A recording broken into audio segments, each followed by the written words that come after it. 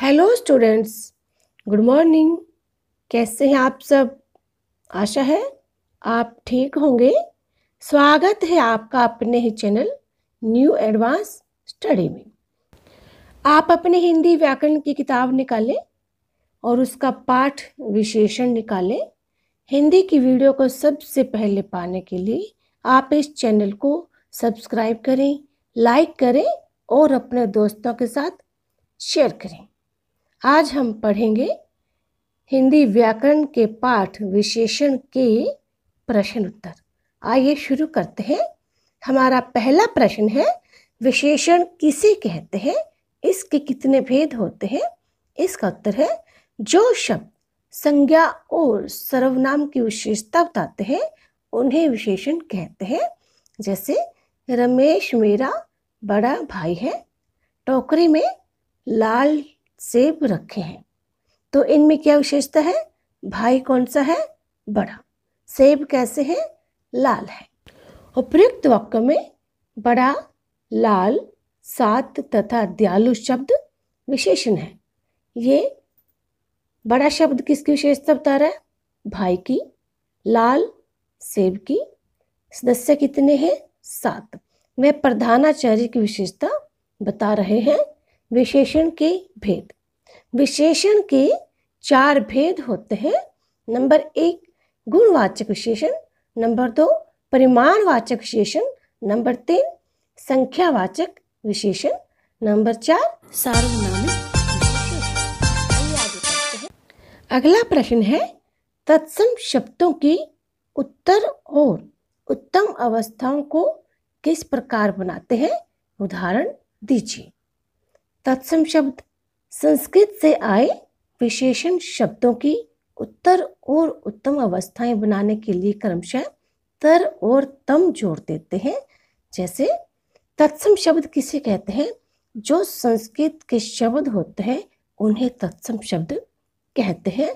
जैसे मूल अवस्था क्या है यहाँ पर? अधिक। और उत्तर अवस्था अधिकतर, अधिकतम। आगे आप पढ़ सकते हैं महान, महांतर, महानतम, अधिक।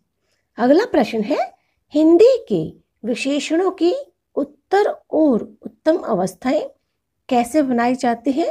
उदाहरण दीजिए। हिंदी के विशेषणों की उत्तर और उत्तम अवस्थाएं बनाने के लिए उन शब्दों से पहले क्रमशः से और सब से लगाते हैं। जैसे आपने ऊपर पढ़ा, तत्सम शब्दों में तर और तम जोड़ते हैं और हिंदी के विशेषण शब्दों में से और सब से लगाते हैं। आप यहाँ उदाहरण पढ़ सकते हैं। मूल अवस्था बड़ा, उत्तर अवस्था से बड़ा, उत्तम अवस्था सबसे बड़ा। आगे है अच्छा से अच्छा। जैसे राम अच्छा लड़का है, श्याम राम से ज्यादा अच्छा लड़का है, और अक्षित सबसे अच्छा लड़का है। आगे आप यहाँ पर उदाहरण पढ़ सकते हैं। आगे है, विशेषण के कितने भेद हैं? उदाहरण देकर स्पष्ट कीजिए। इसका उत्तर है, विशेषण के 4 भेद होते हैं। नंबर 1 गुणवाचक विशेषण। जैसे किसी में कोई गुण होता है, कोई खास बात होती है तो उसे गुणवाचक विशेषण कहते हैं। उदाहरण देखिए, जैसे काला, सुंदर, बुरा, सूखा, अधिक। नंबर 2 है परिमाणवाचक विशेषण। परिमाण होता है मापना, तोलना।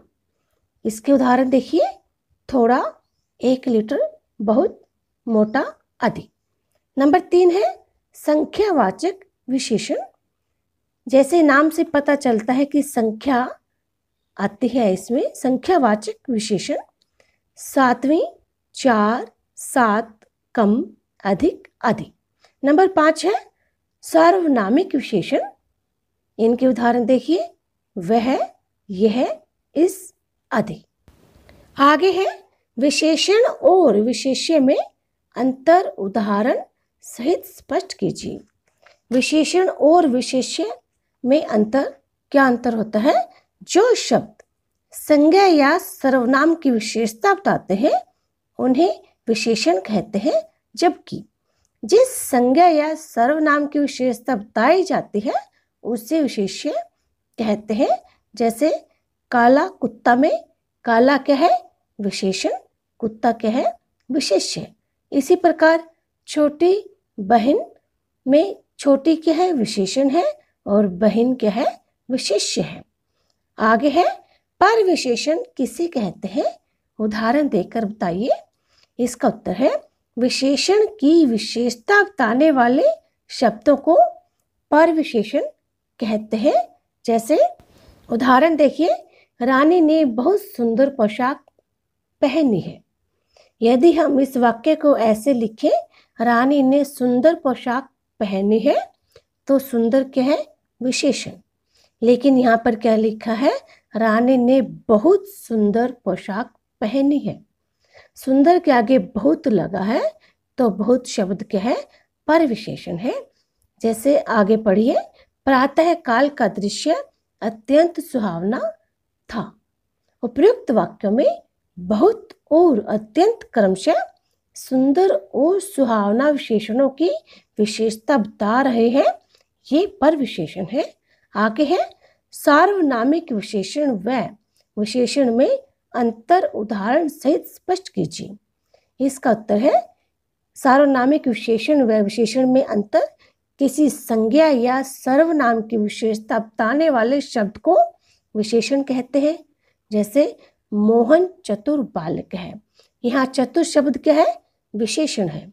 जो सर्वनाम शब्द संज्ञा से पहले आकर उसकी विशेषता बताते हैं उन्हें सार्वनामिक विशेषण कहते हैं। जैसे वह गाय मीठा दूध देती है, वह क्या है? सार्वनामिक विशेषण है।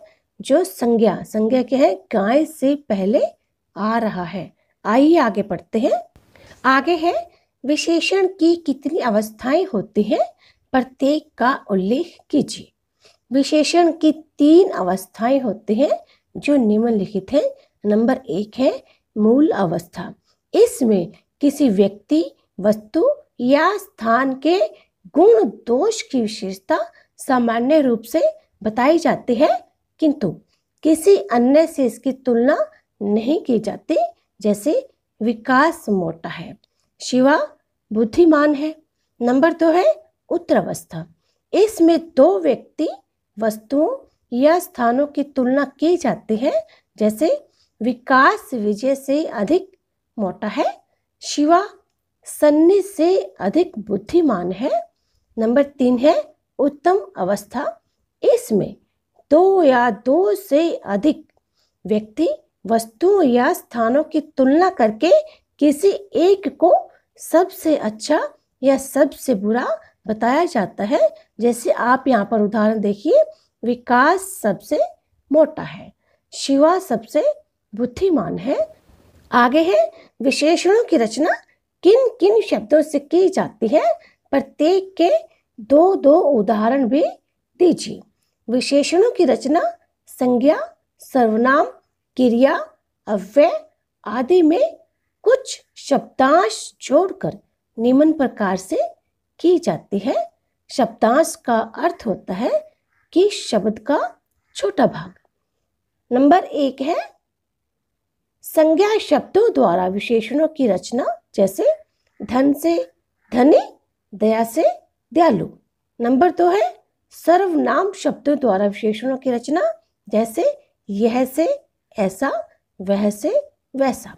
नंबर 3 है क्रिया शब्दों द्वारा विशेषणों की रचना। जैसे चलना से चालू, भागना से भगोड़ा। नंबर 4 है अव्यय शब्दों द्वारा विशेषणों की रचना। जैसे ऊपर से ऊपरी, पहले से पहला। आगे है अंतर स्पष्ट कीजिए। परिमाणवाचक और संख्यावाचक विशेषण में परिमाणवाचक विशेषण से संज्ञा या सर्वनाम शब्दों की माप, तोल, मात्रा आदि का बोध होता है, जबकि संख्यावाचक विशेषण में संज्ञा या सर्वनाम शब्दों की संख्या का बोध होता है। नंबर 2 है सर्वनाम और सार्वनामिक विशेषण में अंतर। जो शब्द संज्ञा के स्थान पर प्रयोग होते हैं उसे सर्वनाम कहते हैं तथा जो शब्द संज्ञा से पहले आकर विशेषण का कार्य करते हैं उन्हें सार्वनामिक विशेषण कहते हैं। आगे है उत्तरावस्था और उत्तम अवस्था में अंतर। उत्तरावस्था विशेषण का वह रूप जिसमें दो व्यक्तियों, वस्तुओं या स्थितियों की तुलना की जाती है, जबकि उत्तम अवस्था में एक व्यक्ति, वस्तु या स्थिति को अन्य सभी की तुलना में बढ़कर बताता है। आगे है विशेषण और परविशेषण में अंतर। विशेषण संज्ञा या सर्वनाम की विशेषता बताते हैं, जबकि परविशेषण विशेषण की विशेषता बताता है। संख्यावाचक और परिमाणवाचक विशेषण में अंतर। जिन वस्तुओं की गिनती की जा सकती है उनकी संख्या का बोध कराने वाले शब्द संख्यावाचक विशेषण कहलाते हैं और जिन वस्तुओं को मापा या तोला जा सकता है उनका परिमाण बताने वाले शब्द परिमाणवाचक विशेषण कहलाते हैं। तो बच्चों, ये था आपका पाठ जिसका नाम था विशेषण, जिसे अंग्रेजी में एडजेक्टिव भी कहते हैं, उसके प्रश्न उत्तर। इसके पहले भाग में हमने विशेषण को बहुत बारीकी से समझा और इस पाठ में हमने आज किए प्रश्न उत्तर। आशा है आपको ये पाठ समझ में आया होगा, इसके प्रश्न उत्तर आपको समझ में आए होंगे। धन्यवाद।